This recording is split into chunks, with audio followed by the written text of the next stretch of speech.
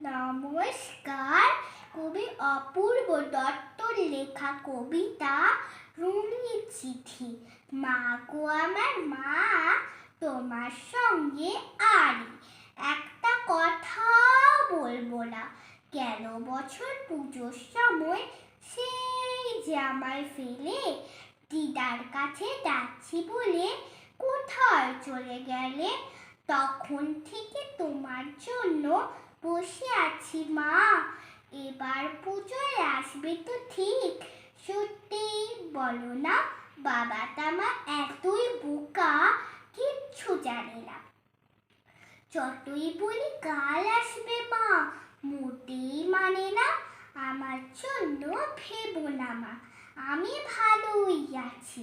গেল বছর পুজোর সময় বাবার সঙ্গে গিয়েছিলাম রাঁচি।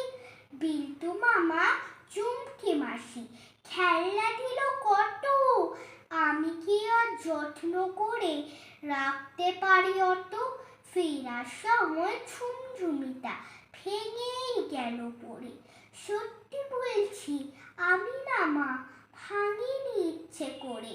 ওই দেখো মা, একটা কথা বলতে গেছি ভুলে, ময়নাদানা পালিয়ে গেছে পরশু কাঁচা খুলে।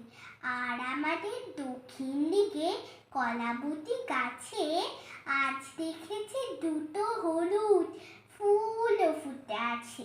পরে আবার লিখবো মা, চাই অঙ্ক কষা বাকি, না হলে যে তুমিই বলবে পড়াতে দিস ফাঁকি। আসার সময় এনো একটা নতুন ঝুমঝুমি, তুমি আমার প্রণাম নিও। ইতি তোমার রুমি। নমস্কার।